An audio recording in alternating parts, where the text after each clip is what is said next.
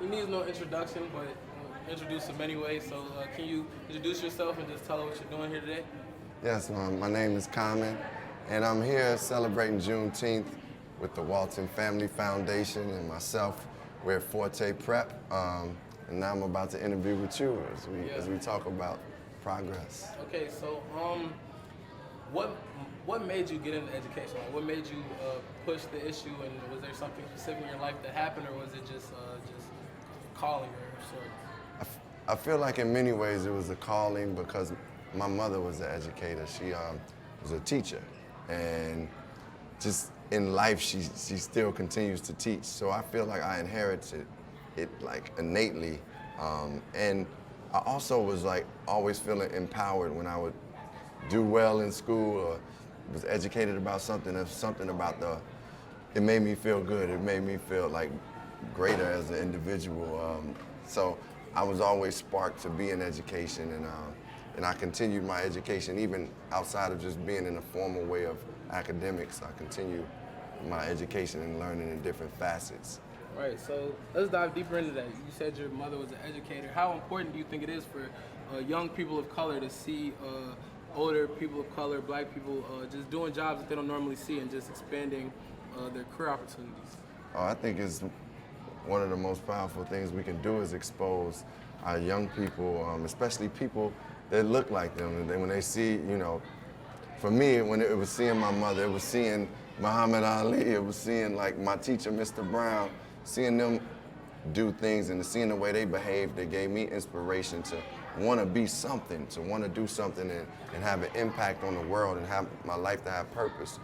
But the thing is, I wasn't exposed to as many things that I feel like we can expose our young people to now. And that's one of the biggest things one of the biggest plights we have with our school called AIM, Art in Motion, is like, it's about exposing young people to new aspects and things they may not be aware of. Like when I first stepped on the movie set, I never knew it was hundreds of people working on the set, like somebody operating on the camera, somebody doing the lights for the scene, somebody doing the sound, somebody's doing art direction.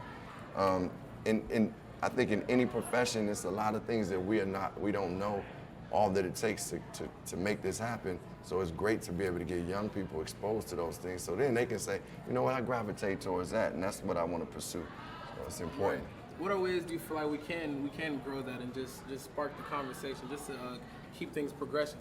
I think we have to make it be intentional with putting people of color in places where young kids in schools can see, like, hey, black people can do this too, and then eventually just see all of us doing it, like meaning whether it's black, white, Latino, Asian, Native Americans, all doing it. But it is important for us, especially in these inner cities, to see black leaders and black people in professional places, and so you can see yourself, like, because for me, like, it was always important that I saw someone that was coming from where I came from. That actually made me know I could do it, because sometimes if you see people coming, they seem like so distant and so far away from where you're from, you may not see yourself in that place.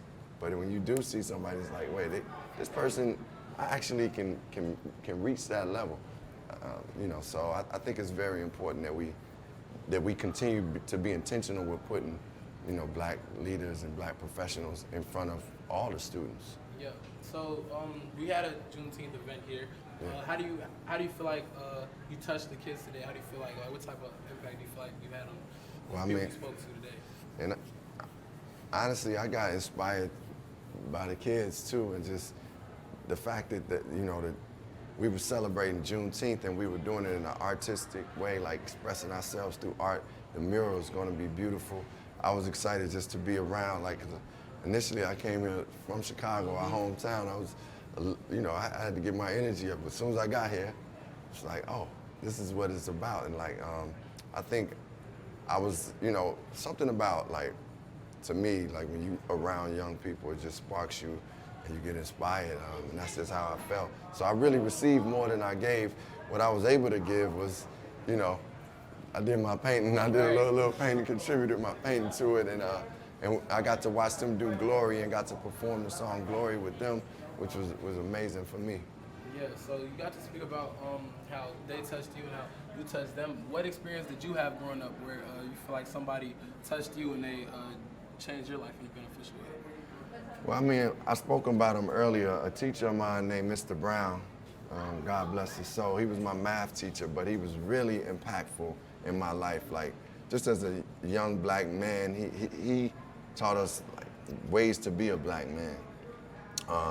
He really cared for us and really made sure that we was the sharpest math students ever, but it also just conducting ourselves in ways that was respectful.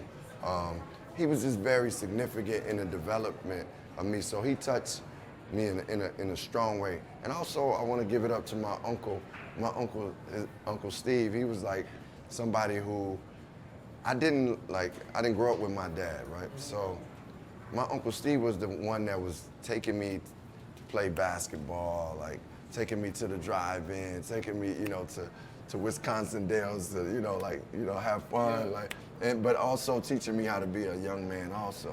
And it wasn't always easy the way he taught me, but I appreciate him now, and those were two people who significantly touched me. Yeah. So we've been making progress with Juneteenth, and think like more things are coming into fruition now than they were before. How do you feel we can keep progressing as a society just to be more educated on everything? Well, I think we got to educate ourselves. I think also we have to acknowledge the truth within that education too. I mean, because if education is only telling one side or telling the softer way to tell it or skipping over some of the real truths that exist, then we're not really getting fully educated in the way that we should. And I think education also has to be taken in a way that's like a living organism, in the ways that some ways to educate students and people are going to be unique to what they need.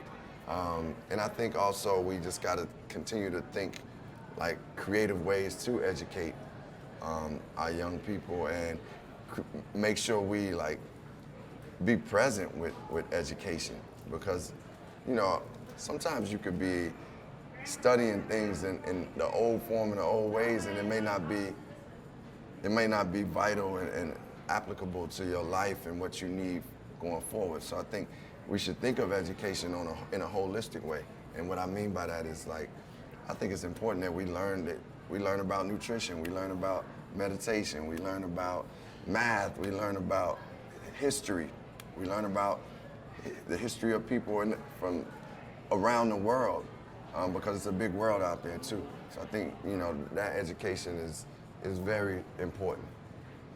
I appreciate the time. I think I speak for everybody here. So we're blessed to have you. Just the impact you've had on the community and everybody in this building that you spoke to, and just everything you're doing here is just great for the community. So I just want to say thank you for that. Congrats, man. You're doing great work, bro. Blessed.